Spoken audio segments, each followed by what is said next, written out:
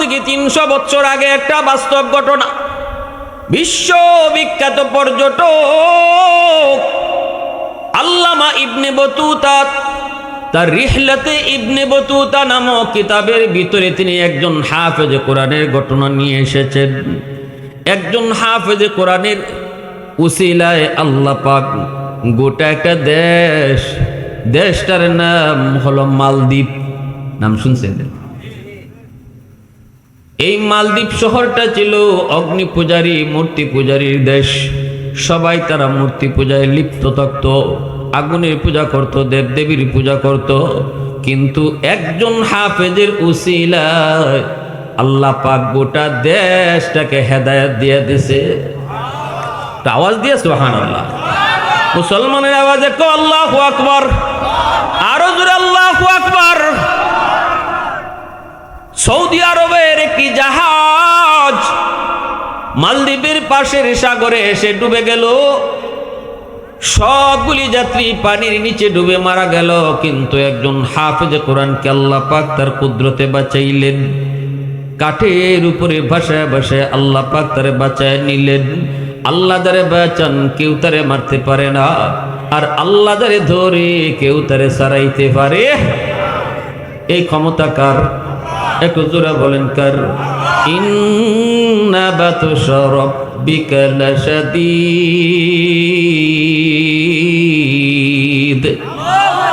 আল্লাহ পাকের ধরা আছে না নাই? সহজ না কঠিন?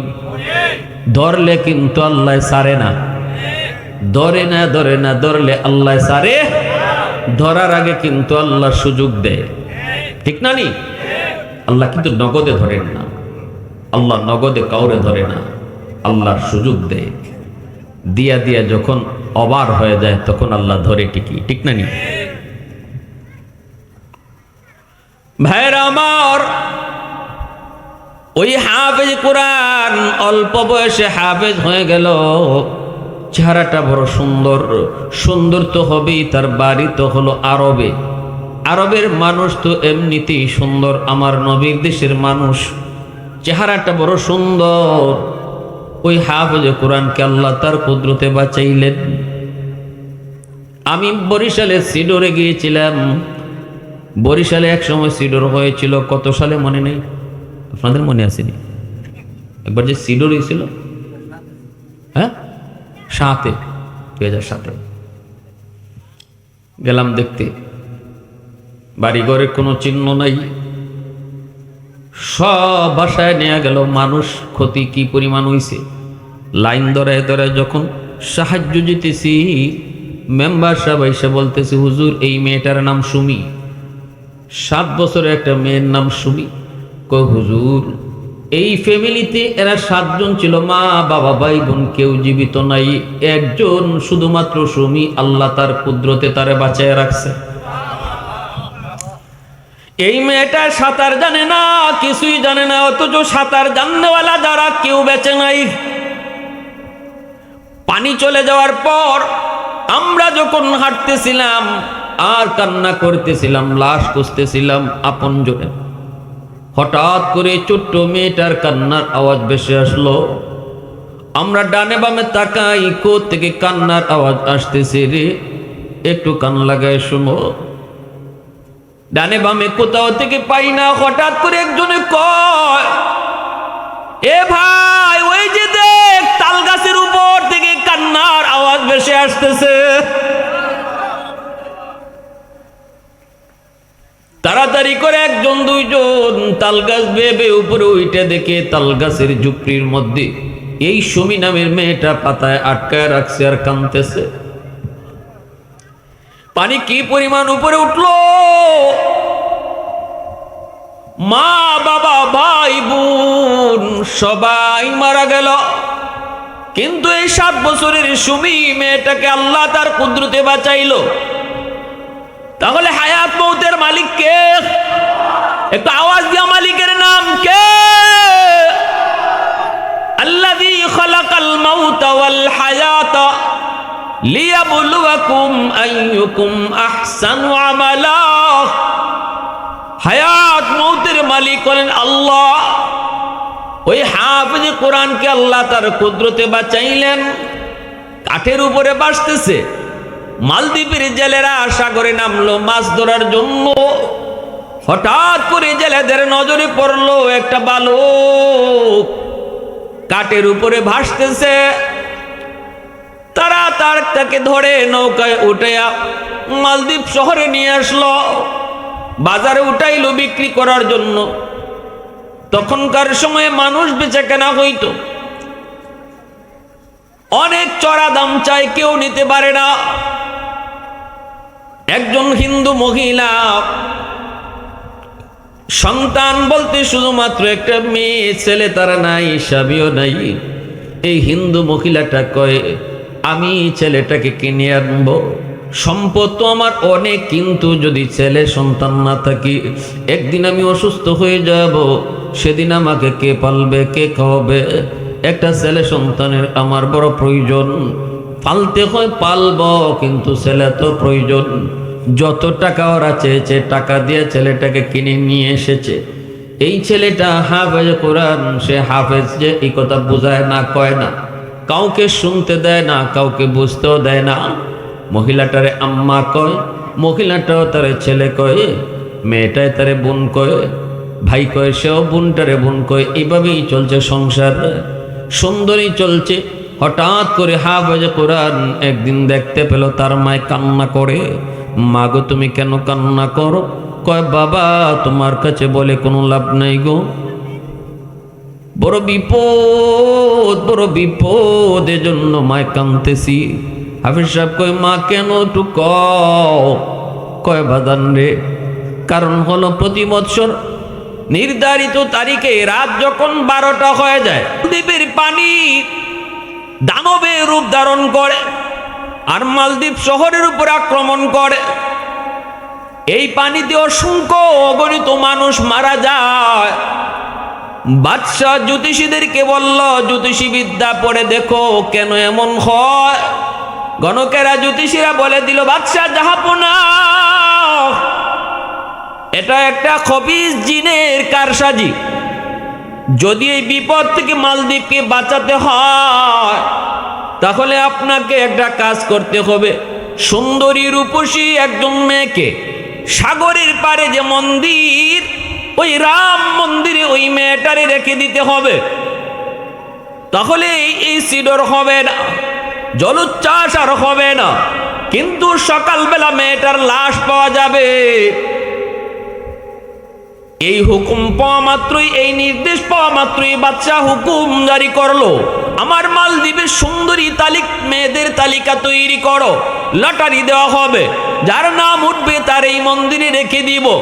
একজনের জিন্নাতে খেয়ে ফেলুক, একজনের জীবন দানে যদি হাজারো জীবন রক্ষা পায়। বৃহৎ স্বার্থের দিকে খেয়াল করে ক্ষুদ্র স্বার্থকে জলাঞ্জলি দেওয়া হবে। এই নির্দেশ দেশ জুড়ে যখন দেওয়া হলো লটারিতে, এই বছর আমার মেয়েটার নাম উঠে গেছে রে বাদা। যেই মেয়েটা তোমার ভাইয়া ভাইয়া কয়া ডাকে আর তুমিও তারে বোন বোন করে আদর করো, এই মেয়েটার নাম লটারিতে এই বছর উঠে গেল। আমাকে সরকারিভাবে জানায় দেওয়া হয়েছে, সন্ধ্যা হলে পরে সরকারি ফৌজ আসবে, এসে আমার মেয়েটাকে জোরপূর্বক ধরে তারা নিয়ে যাবে আর ওই মন্দিরে রেখে দিবে। সকাল বেলা যায় তার লাশ পাওয়া যাবে।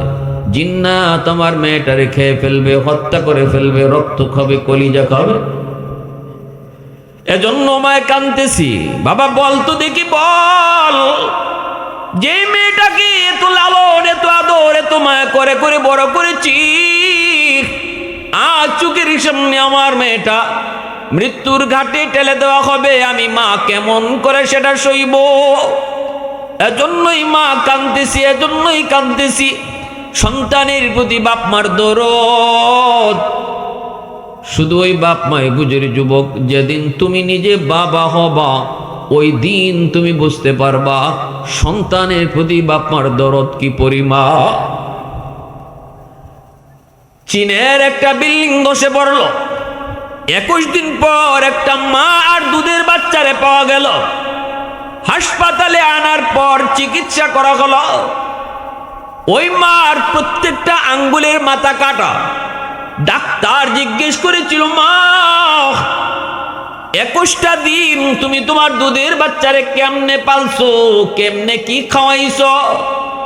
দুধ তো থাকার কথা না, বুকের দুধ তো তোমার শুকায় গেছে। এই কথা বলতেই মা চোখের পানি ফেলে কান্দের, কয় ডাক্তার আমার বুকের দুধ যখন শুকায় গেছে আর আমি দেখতেছি আমার সন্তানের জিহ্বা বের হয়ে যাচ্ছে, ক্ষুধার যন্ত্রণায় পানি তৃষ্ণায় যখন দেখি আমার সন্তানের জিহ্বা বের হয়ে আসছে, তখন আমি মা দিশে হারা হইয়া কিছুই বুঝি না, কি খাওয়াবো গো, কেমনে আমার সন্তানের মুখে একটু পানি দিব, দুধ দিব।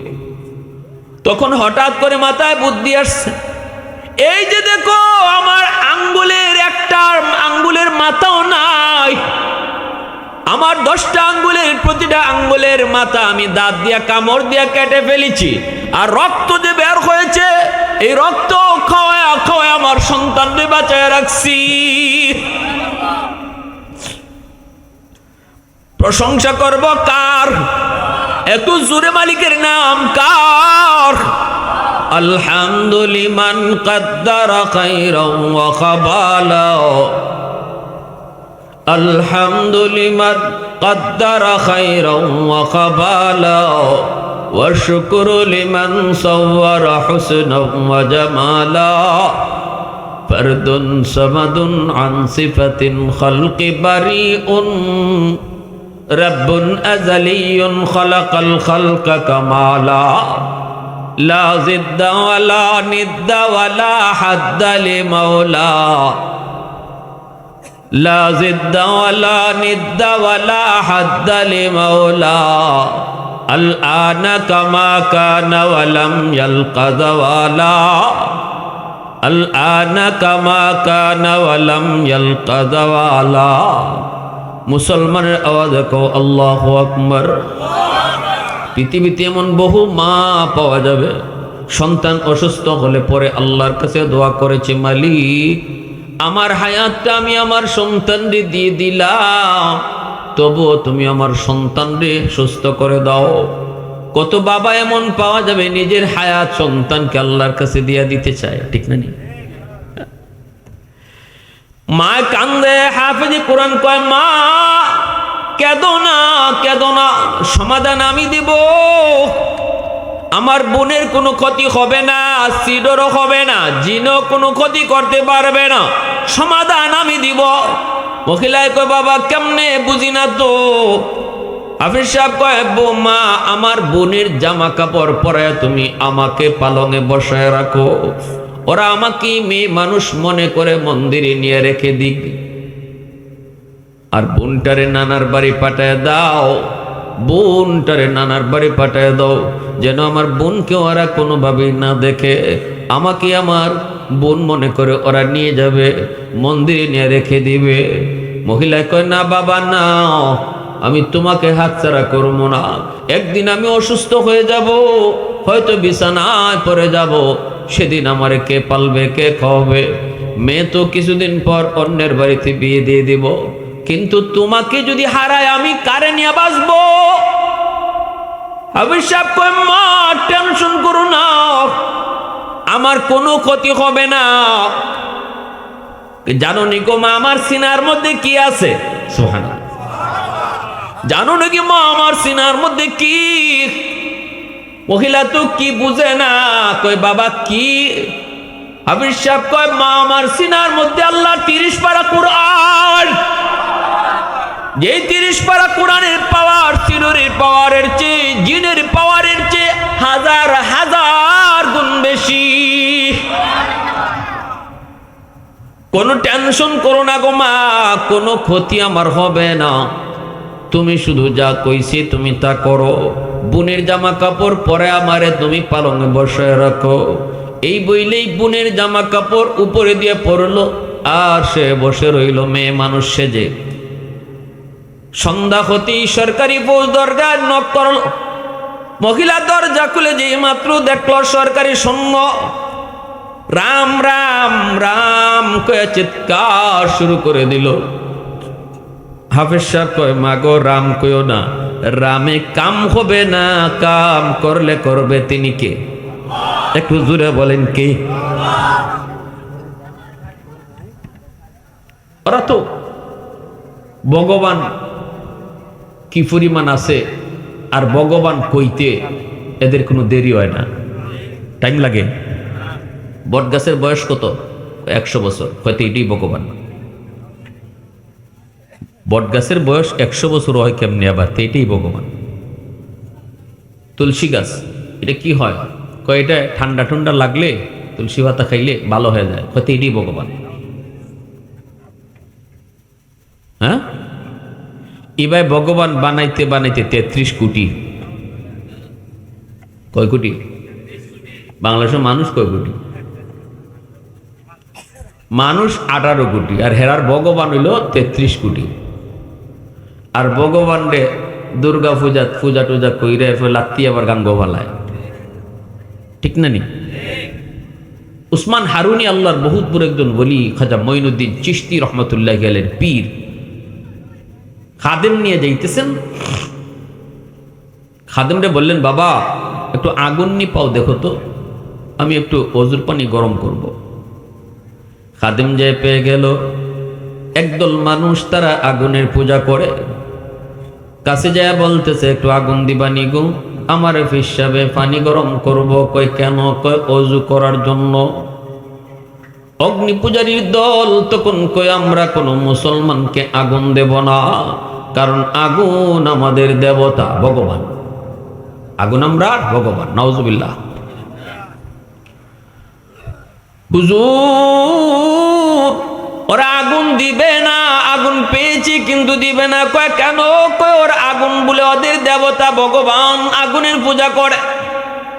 উসমান হারুনি তিনি গেলেন পাশে যায় বলতেছেন দিবানি। কয় না, আগুন দেওয়া যাবে না, এই আগুন দিয়ে অজুর পানি গরম করবা হবে না, কারণ আমরা আগুনের পূজা করি, আগুন আমাদের ভগবান। উসমান হারুনি কয় তোমরা যে আগুনের পূজা করো, আগুনের মধ্যে একটু আঙ্গুল দিয়ে দেখো তো আগুন তোমাদের কি ফুরায় কি ফুরায় না? কয় আগুন আমাদের তো ফুরাবে, এটা তো আগুনের বৈশিষ্ট্য, আগুনের খাসলত। উসমান হারুনি কয় না, আগুন যদি তোমাদের পূজা গ্রহণ করত তাহলে তোমাদেরকে ফুরাইতো না, ঠিক না নি? কমলবী আগুনের বৈশিষ্ট্যই হলো পুরানো। উসমান হারুনি কয় না না, আগুনের একজন মালিক আছেন, ওই মালিকের ইশারা পাইলে আগুনে পোড়ায়, নয়তো আগুনে পোড়ায় না। ইশারা পায় নাই মূসা কালিমুল্লাহকে পুরাইতে, এজন্য তুর পাহাড় জোরে সাই সাই, কিন্তু মূসার পশম জ্বলে না। ইব্রাহিম খলিলের জন্য আগুন ফুলের বাগান। অগ্নি পূজারীরা কয় মৌলবী এত কিছু বুঝি না, মূসা বুঝি না, ইব্রাহিম বুঝি না। উসমান হারুনি কয় আমারে বুঝুনি? কয় হ বুঝি। কয় তাহলে দেখো, আমি আগুনের পূজা করি না, আগুনের মালিকের পূজা করি। এজন্য আগুনের মালিক যদি চায় আগুন আমারও পোড়াবে না। এই বইলে উসমান হারুনি আগুনের ভিতরে আল্লাহু আকবার কয় লাফ দিয়া ঢুকে পড়লেন। একটু পরে আগুনের ভিতর থেকে আবার তিনি আল্লাহু আকবার কয়ে বাহিরে চলে আসলেন, অথচ আগুন তারে পোড়ালো না, আগুনে কোনো ক্ষতি করলো না। সবগুলি মূর্তি পূজারী অগ্নি পূজারীরা কয় হায় হায়, এতদিন পর্যন্ত শুধু আমরা আগুনের পূজা করলাম, এখন তো দেখি আগুন বড় ভগবান না, আগুনের চেয়েও বড় ভগবান হলো উসমান হারুনি। ওই ভগবান বাড়ায়, কিন্তু এইভাবে কিন্তু বাড়াইতে বাড়াইতে কয় কোটি হয়েছে। এখন উসমান হারুনি ভগবান, সেজদা দেওয়া শুরু করছে, ইনি লাঠি হাতে নিয়ে গদা। আহমকের আহমক, বুকার বুকারা, আমাকে আগুনে যে জ্বালায় নাই এটা আমার কোনো ক্রেডিট না, বাহাদুরি না। আমি আগুনের মালিকের ইবাদত করি, গুলামি করি, এজন্য আগুন আমারে জ্বালাই নেই। তোমরাও যদি আগুনের মালিকের গুলামি করো, আগুন তোমাদেরকেও জ্বালাবে না। বলা মাত্রই উপস্থিত সকল অগ্নি পূজারী কালেমা পরে মুসলমান হয়ে গেছে। मैं तालिब मौला हूँ मेरे इश्क निराला, मैं तालिब मौला हूँ मेरे इश्क निराला, है जुमला जहाँ जिनके तजल्ली से उजाला, है जुमला जहाँ जिनके तजल्ली से उजाला, मादरुद जहाँ गैर खुदा यार नदारेम, যদি আদে খুদাহি চিদিগর কার নদারেম, যদি আদে খুদাহি চিদিগর কার নদারেম। মুসলমানের আওয়াজ কো আল্লাহু আকবার। এইবার মহিলা কয় বাবা, এ মহিলা কান্না শুরু করলো। সরকারি সৈন্যরা যায় কয় মেয়েটা এত সুন্দর, কিন্তু আজকে সে জিন্নাতের বুক হবে, জিনের বুক হবে। হায় রে, আজকে মন্দিরে তার সকালে যায় লাশ পাওয়া যাবে। এত সুন্দর মেয়েটা, বলুন তো মেয়ে না ছেলে? আরেকটু জোরে, মেয়ে না ছেলে? কিন্তু ওরা মনে করেছে মেয়ে। মেয়ে লোকের পোশাক পরা, অল্প বয়সে হাফেজে কোরআন হয়েছে, দাড়ি মুছ উঠে নাই, বোঝা গেল হাফেজে কোরআন হওয়া। এটা মূলত হাত চাবিটা কার হাতে? একটু জোরে কও, কার হাতে? কম বয়সে হাফেজ হইছে, আপনারা দেখছেননি? এমন বহু আছে, বহু ঠিক মতো নামটা কইতে পারে না, ঠিক মতো বাংলা পড়তে পারে না, ঠিক মতো ঠিকানা কইতে পারে না, সিনার মধ্যে আল্লাহর 30 পারা কোরআন। বোঝা গেল এই জিনিসটা সম্পূর্ণটাই কার হাতে? সুম্মা উরাসনাল কিতাব আল্লাযীনা আসতাফাইনা মিন ইবাদিনা। এই মাদ্রাসা ছাত্রগুলো ইজাত কে লাগি, বয়ে কে লাগে, আর উঠে কে লাগে, যায় কে লাগে, কিচ্ছু বুঝে। খুব ডিস্টার্ব করছে শুরুর থেকে ছাত্রগুলা, কষ্ট পাইছি। মুআজ্জাজ হাজিরিনের জন্য আমি আর বেশি সময় নেব না, 10 মিনিট। এইদিকে হলো কি, ওই হাফেজ সাহেব তার মন্দিরে নিয়ে রেখে দিল। এই মন্দিরে রাখার পর তারা তো চলে আসলো। রাত যখন 12টা বেজে গেল, সরকারের পক্ষ থেকে পাগলা ঘন্টা বাজানো হয়, সিডর হওয়ার সময় এসে গেছে। যে কোনো মুহূর্তে বিপদ ঘটবে, জনগণকে সতর্ক করা হয়েছে। সাথে সাথে ওই হাফেজে কোরআন মন্দিরে ডুইকা, মেয়ে লোকের পোশাক কইলা, ভিতরে তার নিজের পোশাক, হাতের মধ্যে ছিল জায়নামাজ। ওই জায়নামাজ খানা মন্দিরের ভিতরে বিছায়া আল্লাহ পাকের কদমে সেজদায় পড়ে কান্দে আর কই, মালিক আজকে প্রমাণ হবে জিনের শক্তি বেশি নাকি তোমার কোরআনের শক্তি বেশি। মালিক আজকে প্রমাণ হবে সিডরের পাওয়ার বেশি না সূরা ইয়াসিনের পাওয়ার বেশি। যেই মাত্র পানি দানবের মতো রূপ ধইরা সাগরের পানি মালদ্বীপের দিকে আক্রমণ করতে চায়, হাফেজে কোরআন আল্লাহ পাকের কালামের সূরা ইয়াসিন পয়রা ফুদে। আল্লাহর কালামের সূরা ইয়াসিন, কোরআনের হৃৎপিণ্ড, কোরআনের কলব পয়রা ফুদে মাত্রই আল্লাহ পাক সূরা ইয়াসিনকে অ্যাটম বোমার মতো শক্তিশালী বানায়া ওই দানবের মতো পানির বিপরীতে আল্লাহ পাঠায়া দেয়। সাগরের মাঝামাঝি যায় সূরা ইয়াসিন পানিটারে আঘাত করে। আঘাত করা মাত্রই মুহূর্তের মধ্যে ওই দানবের মতো পাহাড় সমান পানিটা আবার সাগরে দেবে গেল। সিডর হলো না, জলোচ্ছ্বাস হলো না। সকালবেলা আসলো লাশ নেওয়ার জন্য। ফৌজের আইসা দেখে মন্দিরের ভিতরে লাশের কোনো বংশ নাই, কিন্তু মন্দিরের ভিতরে একজন হাফেজে কোরআন বসে বসে কোরআন তেলাওয়াত করে। সরকারি সৈন্যরা জিজ্ঞেস করে, কি তুমি লাশটা কোথায়? হাফিজ সাহেব কয়, লাশ তোমরা কোথায় পাবা? এখানে লাশ কার আসবে? কয় কেন, গত রাত আমরা যেই মেয়েটাকে রেখে গেলাম। হাফিজ সাহেব কয়, না, গত রাতে কোনো মেয়ে লোক এখানে আসে নাই, আমাকেই তোমরা মেয়ে লোক মনে করে রেখে গেছো। আমি আমার বোনের জামা কাপড় পরে বসা ছিলাম, বোনটারে নানার বাড়ি পাঠাইয়া দিছি। কয় তাহলে তোমাকে যে সিঁদুর মারলো না, জিনে খাইলো না, ঘটনা কি? সিঁদুর হলো না, তুমিও মরলে না। আমির সাহেব কয় তোমরা জানো না গো, আমার সিনার মধ্যে আল্লাহ পাক কি পাওয়ার রেখে দিয়েছে, কি শক্তি আল্লাহ পাক রেখে দিয়েছে। আমার সিনার মধ্যে যেই পাওয়ার, সেই পাওয়ারের নাম হলো 30 পারা কোরআন। আমি ওই 30 পারা কোরআনও পড়ি নাই, শুধু ইয়াসিন পইরা ফু দিয়েছি। আর সূরা ইয়াসিনের পাওয়ারটাকে আল্লাহ পাক ওই সিঁদুরের পাওয়ারের চেয়ে 1000 গুণ বেশি পাওয়ারফুল বানায় দিছি। এই কথা বলা মাত্র এই সরকারি ফৌজরা দৌড়াইয়া বাদশার কাছে তারা চলে গেল। বাদশাকে যে বলল, বাদশা যাবো না, সিঁদুর তো হয় নাই, কিন্তু মন্দির কোনো লাশও নাই। কাউকে তোমরা লিখতে হলে কি? কয়েকজন ছোট্ট হাফেজে কোরআন, আল্লাহর কালাম কোরআন তেলাওয়াত করে সে নাকি কোরআন পড়ে ফু দিয়েছে, তাও শুধু কোরআনের একখান সূরা পড়ে। এতে করে সিঁদুর হেরে গেল, কোরআন জয়ী হয়ে গেল। বাদশাহ কয় আমারে নিয়ে চলো। আল্লাহু আকবার জোরে। বাদশাহ এসে কয় বাবা যুবক, এই যদি হয় কোরআনের শক্তি আর কোরআনের পাওয়ার, তাহলে আমরা কেন এত দূরে থাকবো? যদি কোরআনের শক্তি এমনই হয়, তাহলে ইসলাম ধর্মই সত্য, আমরা কেন অন্ধকার ধর্মে থাকবো? আগামী বছর এমন দিনে আমি সাগরের পারে দাঁড়ায় দাঁড়ায় তোমার এই দৃশ্যটা দেখব। নির্ধারিত টাইমে তোমাকে মন্দিরে রেখে দেওয়া হবে, আর আমি সাগরের পারে দাঁড়ায় থাকবো, মন্ত্রী পরিষদ নিয়ে দাঁড়ায় দাঁড়ায় দেখব। যদি এমনই হয়, আল্লাহর কালামের পাওয়ার যদি এমনই সত্য হয়, তাহলে কথা দিলাম আমার জনগণ সহ মন্ত্রী পরিষদ লইয়া তোমার হাতে হাত রেখে কালেমা পড়ে মুসলমান হব। আগামী বছর এমন দিনে আবারও ওই মন্দিরে রেখে দেওয়া হয়।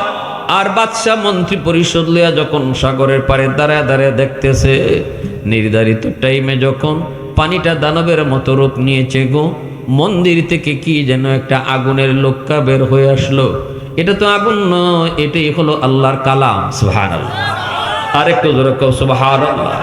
আহাদুল লাইসা কামিসলিকি সামাদুল লাইসা কাফাদলিক লিমানিল মুলকু তুগু ই তো সাজাওয়ার খুদাই, তো খুদাওয়ান্দে ইয়ামিনি, তো খুদাওয়ান্দে ইয়াসারি, তো খুদাওয়ান্দে জমিনি, তো খুদাওয়ান্দে সামাই, তু রহিমি, তু করিমি, তু সামিঈ, তু বসিরি, তু মুইজ্জি, তু মুদিল্লি, তু মালিকিল আরশি ভজাই। বরি আজ খুরদন ও খুফতন, বরি আজ তুহমতে মরদন, বরি আজ বেমো উমিদি, বরি আজ রঞ্জ বালাই। পরের বৎসর ওই হাফেজ সাহেবের হাতে হাত রেখে বাদশাহ, জনগণ, মন্ত্রী পরিষদ সব লইয়া কালেমা পড়ে মুসলমান হয়। আর সেদিন থেকে মালদ্বীপ পৃথিবীর মানচিত্রে ইসলামী রাষ্ট্র হিসেবে ঘোষণা পায়।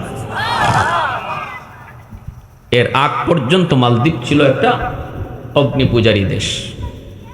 এই সত্য ঘটনাটি লিখছেন কে? বিশ্ববিখ্যাত পর্যটক আল্লামা ইবনে বতুতা রাহিমাহুল্লাহ, কিতাব রিহলাতে ইবনে বতুতা কিতাবের ভিতরে। তাহলে আল্লাহর কালামের শক্তি, আল্লাহর কালামের পাওয়ার আসেনি না নাই? এজন্যই রসুল বলে, কোরআন যে সিনা আছে, এই সিনাটাকে জাহান্নামের আগুনও জ্বালাইতে পারে না, জাহান্নামের আগুনও জ্বালাইতে পারে না। কিয়ামতের মাঠে আল্লাহ পাক ডাক দিব, কই বাপ মারা? নবীর বাপ মায় কইব, আল্লাহ আমি তো অমুক নবীর আম্মা, অমুক নবীর আব্বা। আল্লাহ বলবেন, আমি কোন নবীর বাপ মাকে খুঁজি না।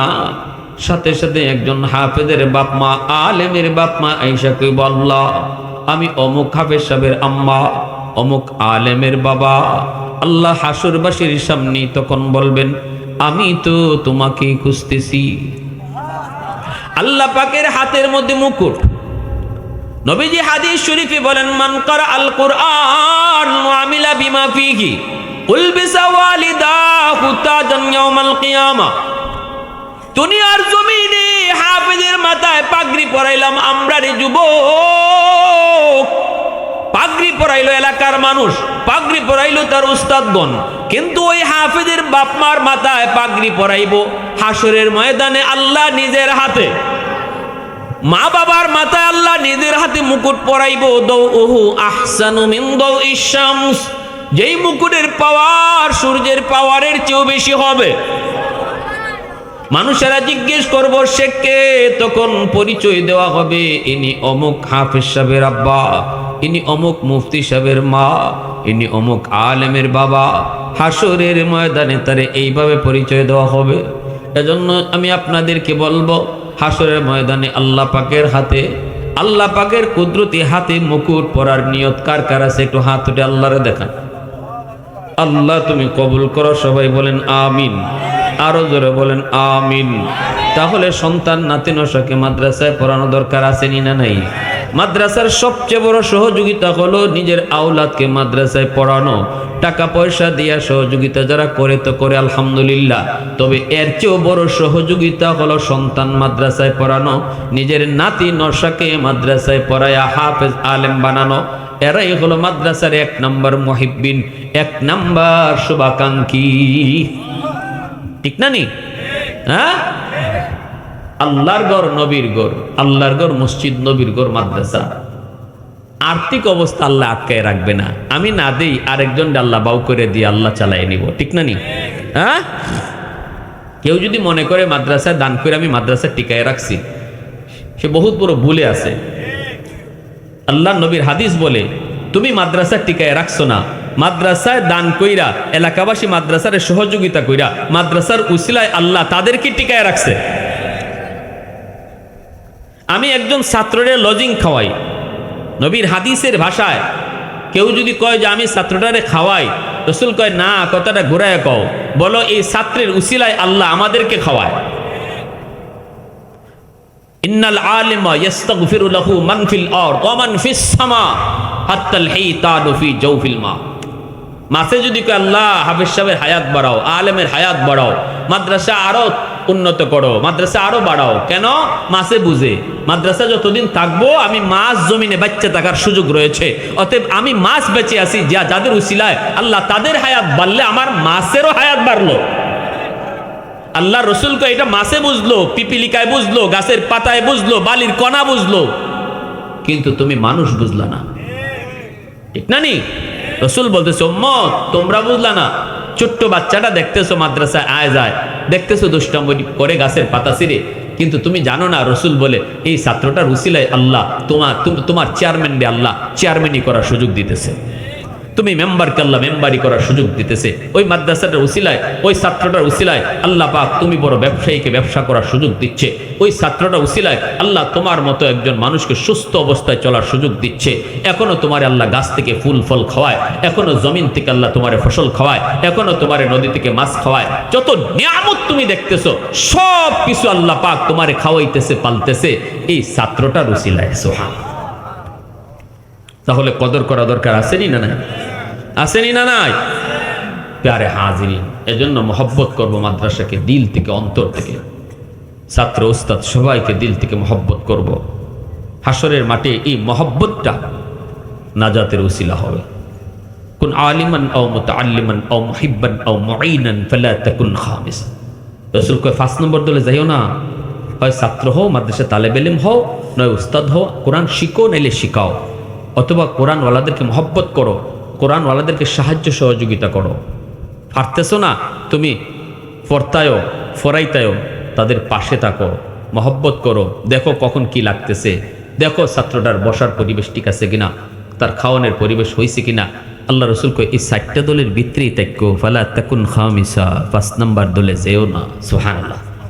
রসুল কি কইছেন? 5 নম্বর দলে কেউ যেও না, দুনিয়াও বরবাদ আখিরাতও বরবাদ। মানে 5 নম্বর দল হইলো যারা মাদ্রাসারে ভালো পায় না। ধরো এই মাদ্রাসাটা এখানে কেন হইলো, এটা ওই একটা ঝামেলা বাঁধাইছে, এটা ওই আমার স্কুলের ছাত্র কমাই দিছে, এখানে ওই এই করছে সেই করছে, এই ধরনের কোনো কথা মন্তব্য তুমি করলেই রসুল কয় তুমি 5 নম্বর দলে গেলায়।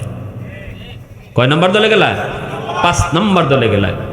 ছোট ছোট বাচ্চারা মাদ্রাসা যারা পড়ে এরা মানুষের বাচ্চা, এরা ফেরেশতা না, ভুল হবেই। ঠিক কি না? হাসরের মাঠে একজন আলেমের ভুল আল্লাহ পর্দার ভিতরে নিয়ে জিজ্ঞেস করব, ইয়া মাশারাল উলামা তামাইয়াজু বাইনাহুম, ও উলামায়ে কেরাম, হাসরবাসী থেকে আলাদা হও। সুবহানাল্লাহ, জোরে বলেন। আল্লাহর ঘোষণা, হাসরবাসী থেকে আলাদা হও। আলাদা হলে আল্লাহ পর্দা ফেলাই দিবে। ফালাই আল্লাহ বলবে, একজন আলেম দোষ করছে, ভুল করছে, গুনাহ করছে। আল্লাহ বলবে, কেন এই ভুল করছো? তখন সে বলবে, আল্লাহ ভুল হয়ে গেছে, তোমার কোরআনের ইজ্জতের খাতিরে মাফ করো। আল্লাহ বলবেন, আমি তো কোরআন বুঝেই তোমার সিনায় দিছি, এরপরও যখন ভুল করে লিছো, যাও আমার কোরআনের ইজ্জতের খাতিরে মাফ করে দিলাম। ফালা উবালি ফালা উবালি ফালা উবালি। হাদিসে কুদসি আল্লাহ বলে, আমি একজন কোরআনওয়ালাকে হাসরের মাঠে মাপ দিব পর্দার আড়ালে। এই মাপ দেওয়ার সময় আমি কারো পরোয়া করব না, আমি কারো কোনো পরোয়া করব না। কেডায় আমারে কি জিগাইব? ওই বুশে নিয়ে আমারে জিগায়, ক্লিন্টনে নিয়ে আমারে জিগায়, রাশিয়ার প্রেসিডেন্ট নিয়ে আমারে জিগায়। আল্লাহ তারে দিয়ে মাফ করে দিলাই, তা আমি কি আল্লাহকে ইজাত পরোয়া আমি করব না। আমার কোরআনে ইজ্জতের খাতিরে পর্দার ভিতরেই মাফ করে দিব। এবং পর্দার ভিতরেই একজন আলেমরে যে ভুল জিগাবো, আল্লাহ এটা হাসরবাসী কেউ শুনবেও না, দেখবেও না। এতটুকু শরম আল্লাহ সাধারণ মানুষের সামনে একজন আলেমকে দিবে না। হাসরের মাঠে যদি আল্লাহ আলেমের ভুলকে গোপনে রাইখা আল্লাহ গোপনেই মাফ করে দিতে পারে, আমি মানুষ এমন কি হইলাম যে মাদ্রাসার একটা ছাত্র যদি ভুল করে, একজন আলেম যদি ভুল করে, আমি এটা গোপন রাখতে পারলাম না? আমি এটা চার দোকানে বইসা, আমি এটা বাজারে বইসা ওপেন করে গোটা আলেম সমাজকে কলঙ্কিত করলাম। আল্লাহ যদি পারলো, আমি পারলাম না। আমি কত বড় নালায়েক, ঠিক না? নিয়ে যখন যার উসিলে আল্লাহ আমারে খাওয়াইতেছে, যাদের উসিলে আল্লাহ আমারে বাঁচাইতেছে, যাদের উসিলে আমারে আল্লাহ চেয়ারে বসায় রাখছে, তার একটা ভুল চোখে ধরা পড়তে পারে, ছোট বাচ্চা ভুল করতে পারে, এটা আমি কেমন কি হইল যে আমি এটা প্রচার করলাম? আমি আল্লাহ দেখে তার বাবার চোখে কেমন পানি ঝরে, ওই বাপ মার দিলের হালত বুঝা আমি সন্তানের সিনায় কোরআন রাখি। সুবহানাল্লাহ, তো আওয়াজ দিয়ে কও না সুবহানাল্লাহ। এটা শক্তি দিয়া টাকা দিয়া কেনার বিষয় নয় রে গোলাম। টাকা দিয়া হরিণের চোখ কিনা যায়, কিন্তু টাকা দিয়া ক্ষমতা দিয়া কোরআনের হাফেজ হওয়া যায় না। ঠিক তেমনি ভাবে আল্লাহ পাক বলেন, দুনিয়ার জমিনে আমি যাদেরকে হাফেজ বানাইলাম, আলেম বানাইলাম, আমি আল্লাহর একান্তই দয়া আর মায়ায় এরা যদি দুনিয়াতে কোনো ভুল করে, এরা যদি দুনিয়ায় কোনো অন্যায় করে, কারণ করবেই তো, মানুষ তো, ফেরেশতা না ভুল হবেই। আমি আল্লাহ হাসরের ময়দানে হাসরবাসী মানুষের সামনে তারে আমি লজ্জা দিব না, পর্দার আড়ালে নিয়ে আসবো। তামাইয়াজু ইয়া মাশারাল উলামা তামাইয়াজু বাইনাহুম। পর্দার ভিতরে নিয়ে আল্লাহ একজন হাফেজকে, আলেমকে আল্লাহ জিগাইব, কেন তুমি এই ভুলটা করেছো, কেন তুমি এই অন্যায় করেছো? তখন ওই কোরআনের পাখি, ওই হাফেজ মুফতি মুহাদ্দিস কইব, মালিক ও মালিক, ভুল করে ফেলেছি, শয়তানের ধোঁকায় পড়ে, নফসের খায়েশাতে পড়ে, আল্লাহ তোমার কোরআনের ইজ্জতের খাতিরে মাপ চাই। আল্লাহর কাছে যখন পর্দার আড়ালে এসে সারেন্ডার করবে, আত্মসমর্পণ করবে, তখন আল্লাহ পাক রব্বুল আলামিন বলবে, বান্দা আমার কোরআনের ইজ্জতের খাতিরে আমি তোমারে মাফ করে দিছি। ফালা উবালি ফালা উবালি ফালা উবালি ফালা উবালি উবালি।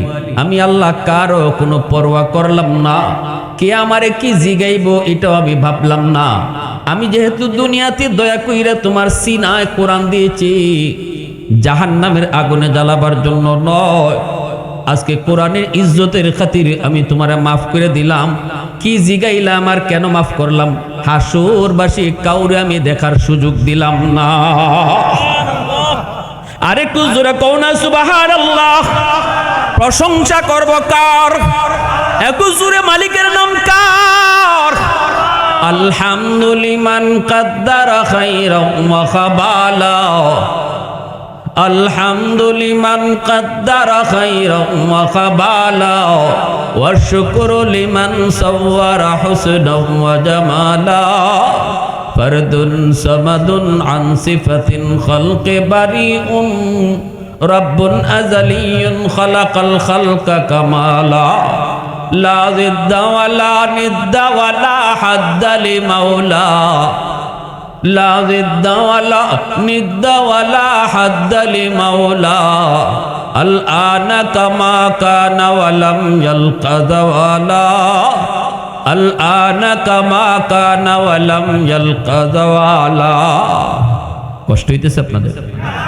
মনোযোগ কার কার আছে একটু হাত তুলে আল্লাহরে দেখা। সবাই বলে আল্লাহু আকবার। ভাইরা বন্ধুরা, আল্লাহ পাক রব্বুল আলামিন কোরআনের বাকিরে তো মাফ করবই। এরপরে আল্লাহ পাক কইব, কই তোমরা মা তোমরা বাবারা কোথায়?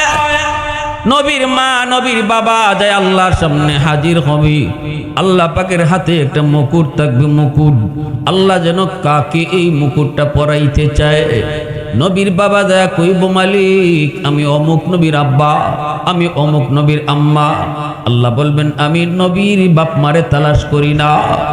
তখনই একজন মা একজন বাবা আইসা কইব, মালিক জানোনি আমি অমুক হাফেজ সাহেবের আব্বা, অমুক মুফতি সাহেবের আম্মা। হাসরবাসীর সামনে আল্লাহ কইব, আমি তো তোমাদেরকেই খুঁজতেছি।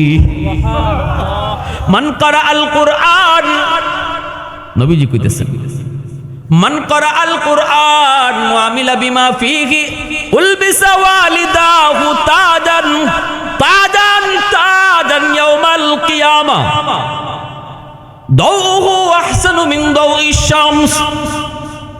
আল্লাহ পাক কইব, আমি তো আলেমের বাপ মা হাফেজের বাপ মারে খুঁজতেছি, কারণ দুনিয়ার জমিনে তোমার সন্তানদের তুমি যখন মাদ্রাসায় দিয়েছো, তুমি যখন আমার কালামের শিক্ষায় নিয়ে গেছো, সমাজের মানুষ তোমারে ভালো চোখে দেখে নাই, মানুষ তোমারে ভালো চোখে নেয় নাই, আত্মীয় স্বজন তোমাকে বাধা দিয়েছে, সমাজের মানুষেরও বাধা দিয়েছে, পোলাটারে মাদ্রাসায় ভর্তি করো না, মাদ্রাসায় পড়লে পরে সার্টিফিকেট পাওয়া যায় না, চাকরি পাবে না, চলবে কেমন করে, খাইবে কেমন করে, সংসার চালাবে কি কইরা, কত কিছু তোমারে শুনাইলো, কিন্তু তুমি কাম দাও নাই, কারণ তোমার অন্তরে ছিল রিজিকের মালিক কে?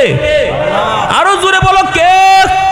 রিজিকের মালিক ছিলাম আমি আল্লাহ, কারণ আমি মানুষ দুনিয়াতে পাঠাইবার আগে রিজিক পাঠাই। সুবহানাল্লাহ। সন্তান দুনিয়াতে আসার আগে মার বুকে দুধ পাঠাই।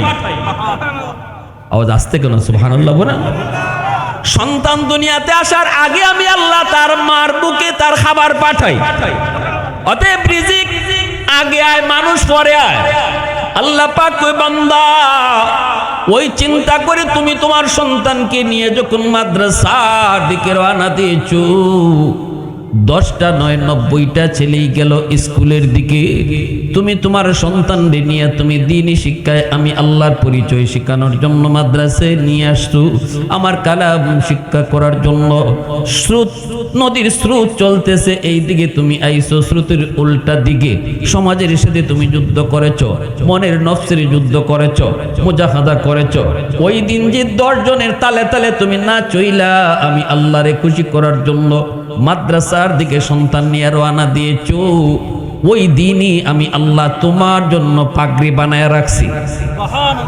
তুমি বাবার জন্য পাগড়ি বানায় রাখছি, তুমি মার জন্য পাগড়ি বানায় রাখছি। তোমার সন্তান একদিন পাগড়ি পরবে, হাফেজ কোরআন হওয়ার পরে মানুষের হাতে সে পাগড়ি পরবে, উস্তাদগণের হাতে সে পাগড়ি পরবে, আলেম উলামারা তারে পাগড়ি পরাবে। কিন্তু তুমি মা তুমি বাবা কতটা নফসের সাথে জিহাদ কইরা সন্তান মাদ্রাসায় পড়াইছো, এজন্য কিয়ামতের ময়দানে তোমাদের মাথায় পাগড়ি পরায় দিব আমি আল্লাহ নিজে। হাসরের মাঠে বাপ মার মাথায় পাগড়ি পরাবেন কে? হাসরের মাঠে হাফেজে কোরআনের বাপ মার মাথায় পাগড়ি পরাইবেন কে? আল্লাহ। এজন্য আল্লাহ পাক রব্বুল আলামিন কয়, ওয়া নুনাজ্জিলু মিনাল কুরআন মা হুয়া শিফাউন ওয়া রাহমা ওয়া রাহমাতুল লিল মুমিনিন। আল্লাহ পাক রব্বুল আলামিন কয়, ও দুনিয়ার মানুষেরা জানোনি কোরআন নাজিল করেছি আমি আল্লাহ তোমাদের জন্য শিফা বানায়া রহমত বানাইয়া। অতএব কোরআনের ধারক বাহক হাফেজ, কোরআনের ধারক বাহক আলেম, যারা কোরআন পড়ে যারা কোরআন পড়ায়, এরা হলো তোমাদের সমাজের জন্য রহমত, তোমাদের দেশের জন্য রহমত। মাদ্রাসা হলো এলাকার জন্য রহমত। যেখানে হাফেজ থাকবে মাদ্রাসা থাকবে, এলাকার মানুষজন মাদ্রাসার কদর করবে, একমাত্র কারণ কোরআন শিক্ষা হয়। আল্লাহ বলেন, আমি ওই এলাকাকে রহমতের চাদর দিয়ে ডেকে রাখবো। যেখানে আল্লাহর রহমত থাকে সেখানে গজব আসে না, ঠিক না? জোরে বলেন। যেখানে আল্লাহর রহমতের চাদর থাকে সেখানে কি আসে না? মাদ্রাসার উসিলায় আল্লাহ এলাকারে গজব থেকে বাঁচায়। হাফেজ কোরআনের উসিলায় আল্লাহ এলাকাকে আসমানি জমিনি গজব থেকে আল্লাহ হেফাজত করে। কথাটা আল্লাহ পাকের নিজের, কথাটা কার? জোরে বলেন কার? কথাটা হলো আল্লাহ পাকের নিজের। একজন মাদ্রাসার ছাত্ররে তুমি খাওয়াইতেছো, লজিং রাখছো, খাওয়াইতেছো, এই কথা বলবা না আমি মাদ্রাসার ছাত্রটারে খাওয়াই, বরং আল্লাহ বলেন তুমি এইভাবে কও মাদ্রাসার এই ছাত্রের উসিলায় আল্লাহ আমাদেরকে খাওয়ায়। আমি ছাত্রটারে খাওয়াইতেছি তা না, বলবা তার উসিলায় আল্লাহ আমাদের ঘরের সবাইরে খাওয়ায়। সুবহানাল্লাহ, জোরে কও। 1 লক্ষ টাকা মাদ্রাসায় দান করে মাদ্রাসা টিকায় রাখছি না, কথাটা এইভাবে কও না, কও মাদ্রাসার উসিলায় আল্লাহ আমাদেরকে টিকায় রাখছে। কারণ আল্লাহ পাক রব্বুল আলামিন কয় তোমার যত রহমত, যত নিয়ামত আমি আল্লাহ তোমাকে দিয়েছি রে বান্দা, তুমি ভোগ করতেছো। এই যে দেখো গাছ থেকে ফুল হয়, ফল হয়, জমিন থেকে ফসল হয়, সূর্য উঠে সূর্য ডুবে, যত প্রকারের নিয়ামত তুমি দেখতেছো। তুমি মেম্বার, তুমি চেয়ারম্যান, তুমি এমপি, তুমি একজন ব্যবসায়ী, যত যা কিছু তুমি করো সব কিছু আমি আল্লাহ তোমাকে করার সুযোগ দিতেছি। জমিনে কোরআনের শিক্ষা আছে বিদায় এখনো জমিনে হাফেজ হয়, এখনো আলেম জন্ম নেয়, এখনো মানুষ মাদ্রাসাকে কদর করে, সন্তানকে হাফেজ বানায়, নাতিরে হাফেজ বানায়। আল্লাহ বলেন এই ধারা এখনো চালু আছে বিদায় আমি আল্লাহ তুমি চেয়ারম্যানকে চেয়ারে বসার সুযোগ দিয়েছি, তুমি মেম্বারকে মেম্বারের চেয়ারে বসার সুযোগ দিয়েছি, তুমি দোকানদারকে দোকানি করার সুযোগ দিয়েছি। গাছ থেকে এখনো ফুল হয়, জমিন থেকে এখনো ফসল হয়। যেদিন থেকে মানুষ মাদ্রাসা ছেড়ে দিবে, মাদ্রাসা থেকে মুখ ফিরায় নিবি, আমি আল্লাহর কোরআনের শিক্ষা জমিনে বন্ধ হয়ে যাবে, তখন গাছগাছালি তার খেদমত করা বন্ধ করে দিবে, জমিন তার খেদমত করা বন্ধ করে দিবে। আমি আল্লাহ সূর্য আর পূর্ব দিকে উঠাবো না, পশ্চিমে আর ডুবাবো না, তামাম দুনিয়া আমি একে একে আযাব গজব দিয়ে ধ্বংস করে দিব। যেই জমিনে আমার কোরআনের শিক্ষা থাকবে না এই জমিনও আমি আল্লাহ রাখবো না, এই জমিনও আমি আল্লাহ, কোরআনের শিক্ষা থাকবে না তো আমি আল্লাহ জমিন রাখবো না।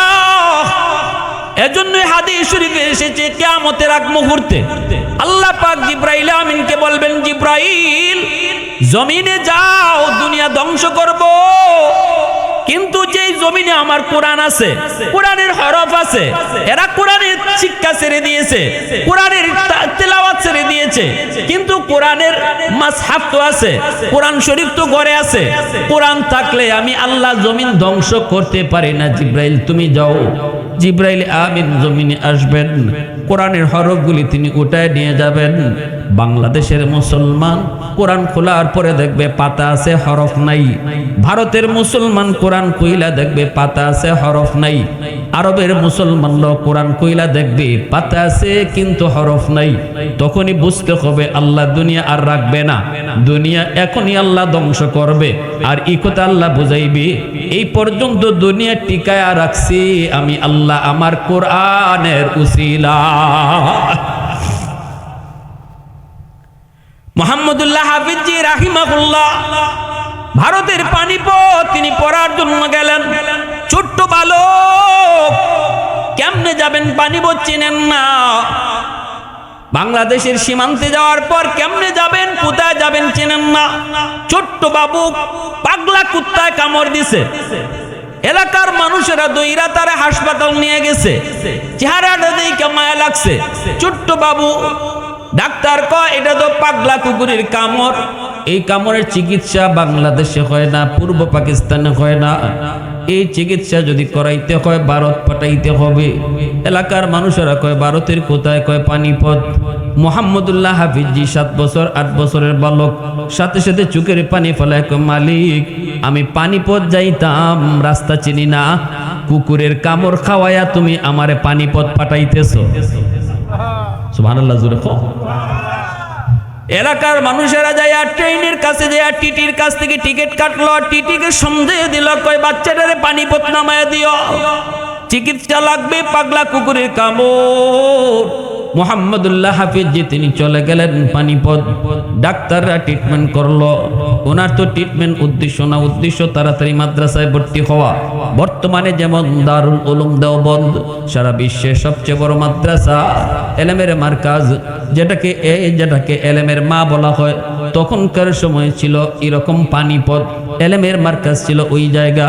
তিনি মাদ্রাসায় গেলেন, উস্তাদকে যা বলতেছেন, উস্তাদ জি আমি পূর্ব পাকিস্তান থেকে এসেছি, কেমনে আইসি সেটাও আল্লাহর বহুত বড় কুদরত। আমি ছোট মানুষ, আমি আইসি আপনার মাদ্রাসায় ভর্তি হওয়ার জন্য। আমি কোরআন শিখবো, কোরআন শিখাবো, কারণ এই জমিন আল্লাহ টিকায় রাখছে কোরআনী শিক্ষার উসিলায়। উস্তাদ কই বাবা মুহাম্মদুল্লাহ আমার মাদ্রাসায় ভর্তির টাইম শেষ, এখন তো ভর্তি করার আর সুযোগ নাই, যে কৌটা ছিল কৌটাও ফিল আপ হয়ে গেছি, এখন আমি তোমার কোত্থেকে রাখবো, কেমনে খাওয়াবো, থাকবার জায়গায় তো মাদ্রাসায় নাই, খাওয়াবো কোত্থেকে। অবস্থা তখন ছিল অত্যন্ত শোচনীয়, খুব গরিব, সবাই ছিল গরিব। ওই অবস্থায় মাদ্রাসার মুহতামিম সাহেব কইতেছে বাবা আর আগামী বৎসর চলে আইসো, আগামী বৎসর তোমারে ভর্তি করব, এখন চলে যাও। মুহাম্মদুল্লাহ হাফিজ জি উস্তাদের পা জড়া ধরে কান্দার কে, উস্তাদ জি আমাকে আর আপনি বাংলায় ফেরত দিয়েন না, আমি কোরআনের প্রেমিক হয়ে এসেছি, আপনার মাদ্রাসায় আমার আপনি ভর্তি করেন। ঠিক আছে, আমার মাদ্রাসায় রাখাও লাগবে না, মাদ্রাসায় খাওয়ানো লাগবে না, শুধু আমার ক্লাসে বসার সুযোগ দিয়েন, বাকি থাকা খাওয়ার ব্যবস্থা করবে আমার আল্লাহ। আর একটু জোরে করুন না সুবহানাল্লাহ।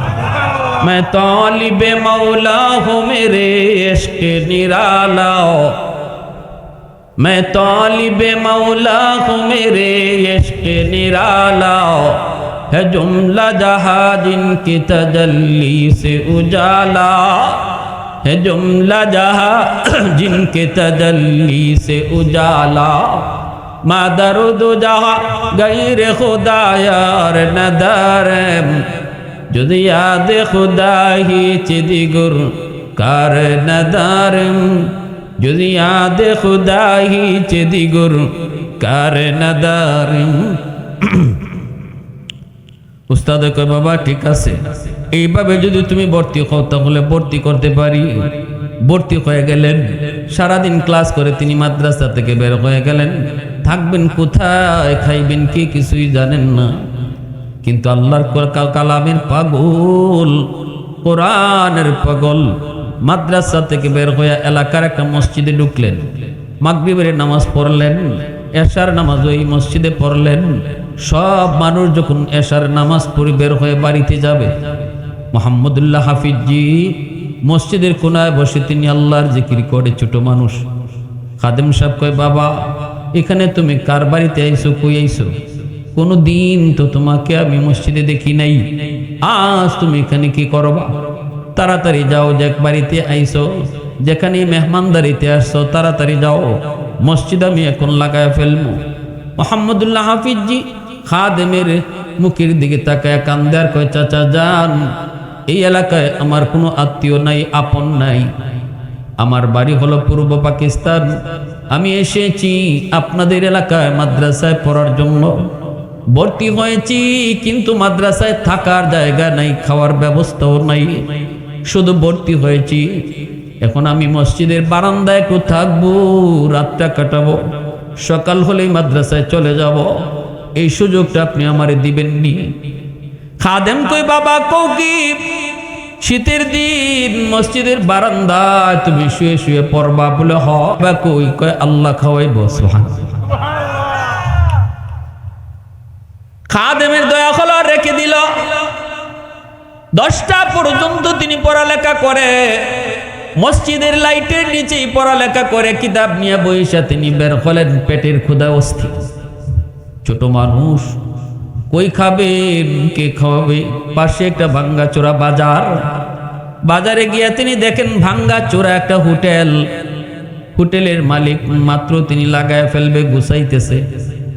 মুহাম্মদুল্লাহ হাফিজ জি বলতেছে চাচা, ও চাচা বাসি রুটি আসেনি, সারাদিনে মানুষে যা খাইছে, যেই রুটিটা আপনার বাইচা গেছে কেউ খায় নাই, এমন একটা বাসি রুটি যদি থাকে আমার জানটা বাঁচবে, দিবেননি? মালিকে কয় না, আমার কাছে কিছু নাই। মোহাম্মদুল্লাহ হাফিজি কয়, চাচা ফিরি দেওয়া লাগবে না, সারাদিন মানুষ খায়া যে থাল বাসনগুলা এখানে ফালায়া গেল জুটাও, আমি থাল বাসনগুলা পরিষ্কার করে ধুইব, বিনিময়ে আপনি শুধু আমারে 2টা রুটি দিয়েন, বাসি রুটি। একটা রুটি রাতের বেলা পানিতে ভিজায় ভিজায় খাইব, আর আরেকটা রুটি সারাদিনের জন্য রেখে দিব। আমি আপনাদের এলাকার মাদ্রাসায় ভর্তি হয়েছি, বাড়ি আমার এখানে না গো, বাড়ি হলো 1000 মাইল দূর, 100 মাইল দূর বাংলায়। যদি একটু দয়া করেন। মালিকে কই, ঠিক আছে, তাহলে তাল বাসন গুলা মাজো, মানুষের জুটা গুলা মোহাম্মদুল্লাহ হাফিজি নিজের হাতে পরিষ্কার করেন, ধুন, বিনিময়ে 2টা রুটি উনাকে দেয়। একটা রুটি পানিতে ভিজায় ভিজায় রাতে খান, দিনের বেলা আর একটা রুটি খান। এইভাবে তিনি মাদ্রাসায় আসা যাওয়া করেন। ভাইরা বন্ধুরা, একদিন এই এলাকার একজন মানুষ মারা গেল। জানাজা মাদ্রাসার সামনের মাঠে। জানাজার পর ওই এলাকার রসুম ছিল 40 দিন একজন ছাত্ররে তারা খাওয়ায়। হুজুর একজন ছাত্র দেন, আমার আব্বা মারা গেছেন, আমরা 40 দিন ছাত্রটারে খাওয়াবো। বড় হুজুরের তখনই মনে পড়ে গেল মোহাম্মদুল্লাহ হাফিজি, কই তাকে পোলাটায়, কই খায়, কি করে, ঠিক মতো জিগায়ও না, কই না, কিন্তু মাদ্রাসার 1 নম্বর ছাত্র, কষ্ট কইরা কইরা পড়তেছে মাদ্রাসায়, তাকেও না খায় না, কিন্তু মাদ্রাসার 1 নম্বর ছাত্র মোহাম্মদুল্লাহ হাফিজি। উস্তাদের নজরে পড়ে গেল। উস্তাদ ডাক দিয়ে কয়, মোহাম্মদুল্লাহ বাবারে, আমিও বড় অভাবে কষ্টে, তোরে কোনো কিছু জিগাই না, কারণ আমি নিজে শরম পাইমু।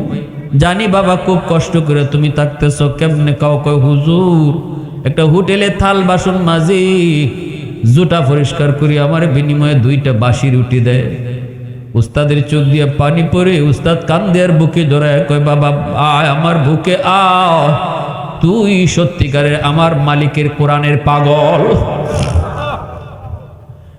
কালকে থেকে তোমার 40 দিনের জন্য লজিং বা হইছে, ওই বাড়িতে তুমি আজকে 40 দিন খাইবা থাকবা, মরা বাড়িতে। মোহাম্মদুল্লাহ হাফিজি ওই বাড়িতে গেলেন। আলহামদুলিল্লাহ, এখন টাকা খাওয়ার সমস্যা নাই, মাদ্রাসায় আসা যাওয়া করেন, ওই বাড়িতে খান, ওই বাড়িতে থাকেন। এইভাবে দিন যাইতেছে, দিন যায়, যাইতে যাইতে আমার ভাইরা বন্ধুরা 30 দিন, 35 দিন, 39 দিন হয়ে গেছে, আর বাকি আছে লজিকের মেয়াদ 1 দিন। লজিকের মেয়াদ কয় দিন? সাথে সাথে ওই দিন এই এলাকার আরেকজন মানুষ মারা গেছে। লাশ নিয়ে মাদ্রাসার মাঠে হাজির। জানাজা শেষ হওয়ার পর উস্তাদ জি, আমার আব্বা তো মারা গেলেন, আমাদের একজন ছাত্র লাগবে, 40 দিন খাওয়াবো। বড় হুজুরে কয়, আমার মোহাম্মদুল্লাহ রে নিয়ে যাও, তার লজিকের মেয়াদ তো ওই বাড়িতে আর 1 দিন মাত্র আছে। ডাক দেখে, বাবা মোহাম্মদুল্লাহ, আগামীকাল থেকে ওই বাড়িতে তোমার লজিক, ওই মরা বাড়িতে। খাইতেছেন, চলতেছেন, আলহামদুলিল্লাহ। 30 দিন, 35 দিন, 39 দিন, আর বাকি আছে লজিকের মেয়াদ কয় দিন? আরেকজন মানুষ মারা গেল। এলাকার আরেকজন মানুষ মারা গেল, জানাজা মাদ্রাসার মাঠে। উস্তাদ জি 40 দিনের জন্য ছাত্র লাগবে। উস্তাদ কয়, আমার মোহাম্মদুল্লাহ লজিকের মেয়াদ তো তার শেষ, তারে লয়ে যাও। মানুষের কানে কানে কিছু কথা শুরু হয়ে গেছে। ঘটনাটা কি? এই ছাত্র লজিংয়ের মেয়াদ যেদিন 1 দিন বাকি থাকে, ওই দিনটাতেই কেউ না কেউ মারা যায়। উস্তাদের কাছে এলাকার মানুষজনরা আসলো, আইসা বলতেছে, উস্তাদ জি একটু বুঝায় কোন গো, কি শুরু হয়েছে আমরা তো বুঝি না, পরপর 3 জন মানুষ মারা গেল। উস্তাদ জিও কিছু বুঝে না। রাতের বেলা ঘুমাইছেন, বড় হুজুর স্বপ্নে দেখেন আল্লাহ নবী, রহমতের নবী, 2 জাহানের বাদশাহ তার ঘরে হাজির। 2 জাহানের বাদশাহ হাজির। ডাক দিয়া বলতেছে, ও আহমদ, 39 দিনের মাথায় মানুষ কেন মারা যায় এলাকার মানুষও বুঝে না, তুমিও বুঝো না। আমি নবী তোমারে জানাইতেছি যে ছোট্ট বাবুটা বাংলার জমিন থেকে আইছে, সে ছোট কালেই সে আল্লাহর বহুত বড় অলি হইয়া বই রইছে। তাড়াতাড়ি করে তারে মাদ্রাসায় থাকা খাওয়ার ব্যবস্থা করো, আর যদি না করো তাহলে মুহাম্মদুল্লাহর খানা আল্লাহ বন্ধ করবে না, প্রয়োজনে আল্লাহ এলাকার একজন একজন করে সব তুলে নিব, তবুও তার লজিং এর খানা আল্লাহ বন্ধ করবে না। যদি তুমি এলাকার মানুষও বাঁচাইতে চাও তাহলে মুহাম্মদুল্লাহর মাদ্রাসায় নিয়ে আসো, সুন্দর থাকা খাওয়ার ব্যবস্থা দাও।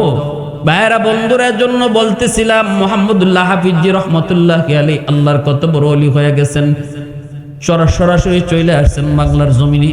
এলাকার মধ্যে মাদ্রাসা দিয়েছেন, শত শত মাদ্রাসা কায়েম করেছেন, একটাই শুধু টার্গেট, কারণ তারা অন্তর চোখে দেখতেন আসমানের খুঁটি হলো মাদ্রাসা।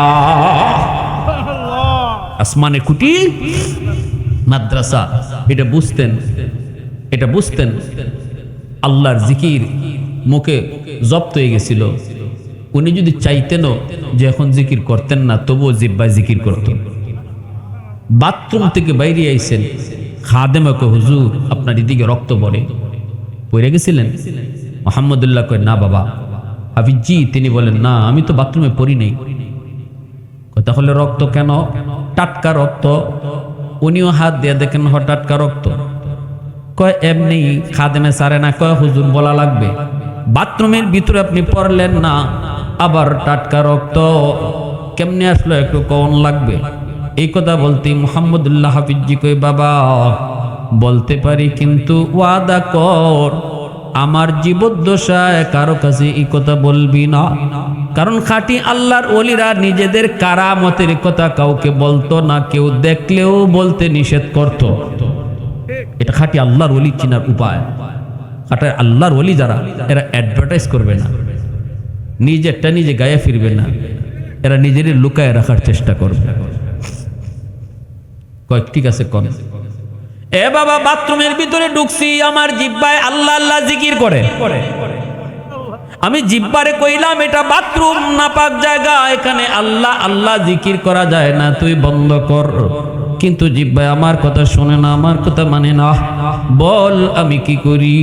গুসার চোটে জিব্বারে কামড় দিয়া ধরছি, এমন ভাবে দাঁত দিয়া কামড় দিছি জিব্বা কেটে ফেলছি যেন জিকির বন্ধ করে। এই জিব্বা দাঁত দিয়া কাটার কারণে রক্ত বের হয়েছে। मैं तालिबे मौला हूँ मेरे इश्क़ निराला, मैं तालिबे मौला हूँ मेरे इश्क़ निराला, है जुमला जहाँ जिनकी तजल्ली से उजाला, है जुमला जहाँ जिनकी तजल्ली से उजाला, मा दर्द जहाँ गैर खुदा यार नदार, যদি আদে খুদা হিচ দিগুর কার নদারম, যদি আদে খুদা হিচ দিগুর কার নদারম। মুসলমানের আওয়াজ কও আল্লাহু আকবার।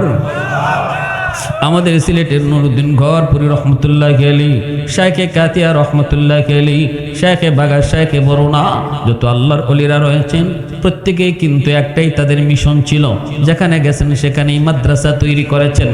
মাদ্রাসা তৈরি করেছেন একটাই তাদের টার্গেট, কারণ তাদের অন্তর চোখ দিয়া তারা দেখতেন মাদ্রাসা যতদিন জমিনে থাকবে ততদিন জমিনের হায়াত আল্লাহ বাড়াবে, সুবহানাল্লাহ, ততদিন জমিনকে আল্লাহ আযাব গজব থেকে হেফাজত করবে। মাদ্রাসা বন্ধ হয়ে গেলে আল্লাহ এলাকার মানুষের জীবনটা আল্লাহ বন্ধ করে দিবে। কেউ যদি কয় মাদ্রাসা বন্ধ করে দিব, আল্লাহ কয় আমিও তোর জীবন বন্ধ করে দিব। মাদ্রাসা বন্ধ করা না, বরং নিজের জীবন নিজে বন্ধ করা। মাদ্রাসায় যদি কেউ হাত উঠায়, মাদ্রাসায় হাত উঠাইল না, বরং নিজের পায়ে নিজে কোরাল মারলো। কারণ মাদ্রাসা বন্ধ হবে, কোরআনের শিক্ষা বন্ধ হবে, আর আল্লাহ তোমাকে তোমার চেয়ারে বসায় রাখবে, হবে ঠিক না? নি ময়মনসিংহের টাকলা মুরাদ কোরআনের শিক্ষার বিরুদ্ধে কইছিল, জাগাত আছিল কর না কেন? জাগাত আছিল, দলের লোকরাই তারে দল থেকে বাইর করছে না। সে কইছিল মাদ্রাসা শিক্ষা দরকার কি, মাসাব দিয়ে কি হইতো, হুজুর দিয়ে কি হইব, মাদ্রাসা পড়ে কি হয়, আজে বাজে কথা কইছে, এমপি গিরিও গেছে, দল থেকে বহিষ্কার হইছে। পরে এমন নষ্ট হওয়া হইছে, মাথার উপরে ফ্যান, ঝুলন্ত ফ্যান ঘুরতেছে, আরো মানুষজন আছে, অন্য কারো মাথায় পড়ে না, এই ফ্যান তার মাথায় পড়ছে। এই ফ্যান কার মাথায় পড়ছে? ওই যে টাকলা, মাথাটা যে টাকলাতেই পড়ছে। তার মানে একটা জড় পদার্থও বুঝে, একটা ফ্যানেও বুঝে, একটা বাঁশ, মরা বাঁশেও বুঝে। আল্লাহ তার কোরআনে বলছেন প্রতিটা জড় পদার্থের একটা অনুভূতি শক্তি আছে, এরাও বুঝে। এই জমিন আল্লাহ কাদের উসিলায় টিকায় রাখছে। যাদের উসিলায় আল্লাহ তোমার মতো এমপিরে খাওয়ায়, যাদের উসিলায় আল্লাহ তোমার মতো চেয়ারম্যানে বসায়, যাদের উসিলায় আল্লাহ তোমার আমারে পালে, তাদেরকে বন্ধ করে দিবা, তাদেরকে মাইনাস করে দিবা, তাদেরকে ধ্বংস করে দিবা, আর আল্লাহ তোমারে বাঁচায় রাখবো, জীবনও এটা হবে না, জীবনও এটা হবে না। এই কল্পনা বাদ দাও, ঠিক কিনা জোরে বলেন? তাহলে মাদ্রাসা টিকায় রাখতে হবে, সন্তান দিয়া, নিজের আওলাদকে দিয়া, হাফেজ বানাইয়া, আলেম বানাইয়া, সাহায্য সহযোগিতা কইরা মাদ্রাসা টিকায় রাখতে হবে। মাদ্রাসার যদ্দুর ফায়দার জন্য, এর চেয়ে বেশি ফায়দা হলো নিজের জন্য। আমি যদি বাঁচতে চাই, আমি যদি চলতে চাই, আমি যদি সুস্থ হইয়া বেঁচে থাকতে চাই, আমি যদি আমার বউ বাচ্চা নিয়ে সুন্দরে বাঁচতে চাই, আযাব গজব থেকে যদি মুক্ত থাকতে চাই, আল্লাহর রহমত আর বরকত যদি আমার প্রয়োজন হয়, আমি যদি মনে করি আল্লাহর রহমতের দরকার, তবে অবশ্যই এই খাতিরে মাদ্রাসা টিকায় রাখতে হবে। কথাটা বুঝে আসছে ভাই? মাদ্রাসা টিকায় রাখবো মাদ্রাসার খাতিরে না, নিজে বাঁচার খাতিরে। মাদ্রাসা টিকে থাকলে আল্লাহ আমারে বাঁচাবে, আল্লাহ আমারে নিয়ামত দিয়া, রহমত দিয়া আল্লাহ পাক চালাইয়া রাখবে। মাদ্রাসা না থাকলে আল্লাহ তার রহমতের বাড়িদারও বন্ধ করে দিবে। আমি যা পাইতাম আগে তা পাবো না। আমার যা চলন্ত ছিল আল্লাহর দয়া, আল্লাহর দয়াও আল্লাহ আস্তে আস্তে তুলে নিবে। অতএব আল্লাহর দয়ায় যদি আমাকে বেঁচে থাকতে হয়, তাহলে আল্লাহর কালামের শিক্ষা আমাকে চালু রাখতেই হবে। তাহলে আপনাদের এলাকার মাদ্রাসা দরকার আছেনি না নাই? আর একটু জোরে বলেন, আছেনি না নাই? দেখছেন কি দরকার? হাসরের মাঠে একটা হাদিস পেয়ে শেষ দিচ্ছি বয়ান। মিশকাত শরীফের টিকায় একজন হাফেজ সাহেব, একজন আলেম, যাকে আল্লাহ কোরআনের ইজ্জতের খাতিরে মাপ দিব, আল্লাহ কইব যাও তুমি কোরআন ইজ্জতের সম্মানে আমি আল্লাহ তোমার জান্নাত দিলাম। সে কইব আল্লাহ আমি আমার মা বাবা ছাড়া জান্নাতে যাব না। সুবহানাল্লাহ জোরে বলে। ফেরেশতাদেরকে আল্লাহ বলবেন যাও তার বাপ মাকে জাহান্নাম থেকে তুলে আনো। বাপ মারে যখন জাহান্নাম থেকে তুলে আনতে যাবে, তখনই দেখবি তার দাদা দাদি নানা নানিও জাহান্নামে। দাদা দাদি নানা নানি কইব বাবারে তোমরা তো তোমাদের সন্তানের সুপারিশে মুক্তি পেয়ে গেছো, কিন্তু আমরাও তো তার দাদা, তার দাদি, তার নানা না তার নানি মায়া দয়া তো দুনিয়াতে কম করি নেই। আমাদের নাতিটারে কত আদর করেছি, কত মায়া করেছি, যাই একটু কইও আমরাও বড় বিপদে আছি। তখনই তার বাপ মা উঠে আসার পর সন্তানের সাথে যখন তার বাপ মা জান্নাতে যাইতে চাইব, মারে পায়া সন্তান তো বড় খুশি, বাবারে পায়া খুশি, বাবারে নিয়ে বা মারে নিয়ে জান্নাতে যাওয়ার রওনা দিব। তখনই তার মা তার বাবায় কইব বাজান তুমি যদি তোমার বাপ মা ছাড়া জান্নাতে না যাও, আমরাও আমাদের বাপ মা ছাড়া জান্নাতে যাব না। আল্লাহ ফেরেশতাদেরকে কইব যাও আমার ওই কোরআনের পাখির দাদা দাদি নানা নানিরে তুইলা আনো। দাদা দাদি নানা নানিরে তুইলা আনার সময় এলাকার কিছু মানুষ তারা জাহান্নামে থাকবে। এরা কইব বাইরে তোমরা তো তোমাদের নাতির সুপারিশে মুক্তি পেয়ে গেছো, কিন্তু আমরা তো ওই এলাকার মানুষ, আমরা তো ওই এলাকার মানুষ যেই এলাকার মাদ্রাসায় পইরা তোমার নাতিটা হাফেজ হইছে, যেই এলাকার মাদ্রাসায় পইরা তোমার নাতিটা আলেম হইছে, আমরা ওই এলাকার কিছু মানুষ, আমরা এই মাদ্রাসায় সাহায্য করেছি, সহযোগিতা করেছি, মাদ্রাসার ছাত্রদের পড়ালেখার ব্যবস্থা করেছি, খাওয়া থাকার ব্যবস্থা করেছি, সুযোগ সুবিধা তাদেরকে করে দিয়েছি, যদ্দূর পারছি অদ্দূর করছি। একটু যায় কইও আমরাও বড় বিপদে আছি। দাদা দাদি নানা নানি এসে কইব ভাইরি যে এলাকার মাদ্রাসায় পড়া তুমি হাফেজ হয়েছ, আলেম হয়েছ, ওই এলাকার কিছু মানুষ জাহান্নামে পড়া রইছে। এমনি কইব মালিক যাদের সহযোগিতায় আমি হাফেজ হয়েছি ওদেরকে ছাড়াও আমি জান্নাতে যাব না। তখনই আল্লাহ পাক ফেরেশতাদেরকে কইব যাও মানুষগুলাকে তুইলা আইনা দুইটা সারিতে দাঁড় করাও। দুই সারিতে দাঁড় করানোর পর মাঝখান দিয়ে আল্লাহ পাক কোরআনের পাখিরে ছেড়ে দিবে।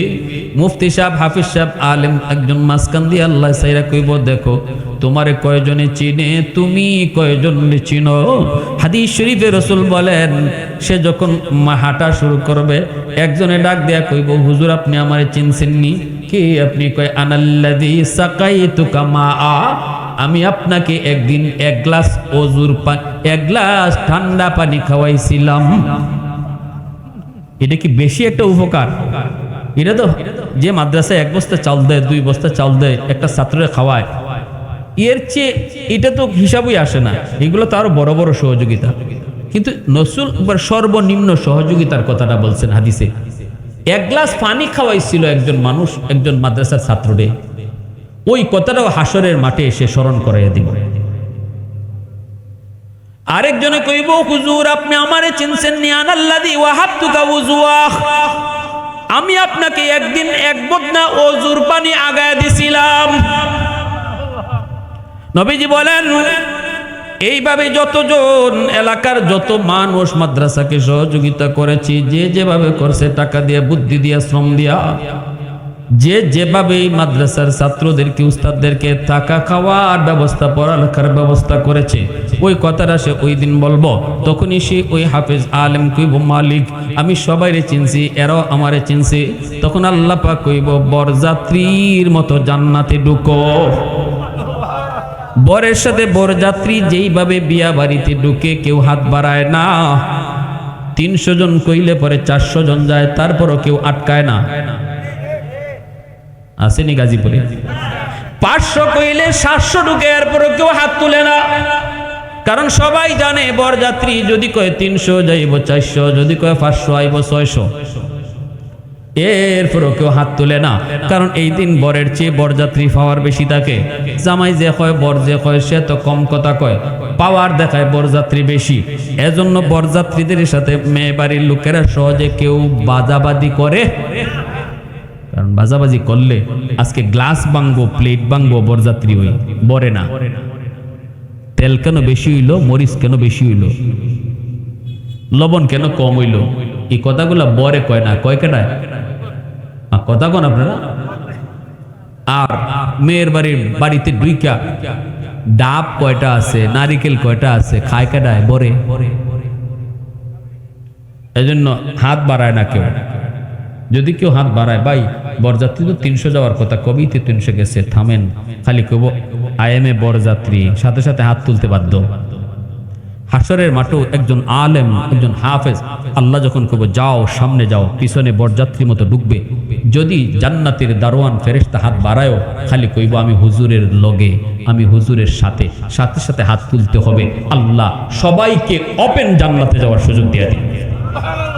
কোরআনকে মহব্বত করার খাতিরে, মাদ্রাসাকে দিল থেকে ভালোবাসার খাতিরে। এজন্য রাসূল কইছে, কুন আলিমান আও মুতাআল্লিমান আও মুহিব্বান আও মুঈনান ফালা তাকুন খামিসা। 4 দলের ভিতরে থাইকো, মাদ্রাসার মহব্বত কইরো, মাদ্রাসার বিরোধিতা কেউ কইরো না, ছাত্রদের বদনাম গাইও না। ছোট ছোট বাচ্চা ভুল করতেই পারে। হাসরের মাঠে আল্লাহ যদি পর্দার আড়ালে ভুল জিগায় মাফ করে দেয়, একজন ছাত্রের ভুল আমি মানুষ হইয়া তারে মাফ দিতে পারলাম না, 4 দোকানে বৈশা মাদ্রাসার বদনাম করলাম, ছাত্রটা বদনাম করলাম, আল্লাহ মাফ করতে পারে, আমি মাফ করতে পারলাম না। ঠিক না? আল্লাহ আমাদের সবাইকে বুঝার তৌফিক দান করুন। এই এলাকার ঘরে ঘরে কোরআনে হাফেজ আলেম আল্লাহ কবুল করুন। সবাই বলে আমিন, আরো জোরে বলে আমিন। ওয়া আখির দাওয়ানা আনিল হামদুলিল্লাহি রাব্বিল আলামিন। আল্লাহুম্মা সাল্লি আলা মুহাম্মদ ওয়া আলা আলি মুহাম্মদ কামা সাল্লাইতা আলা ইব্রাহিম ওয়া আলা আলি ইব্রাহিম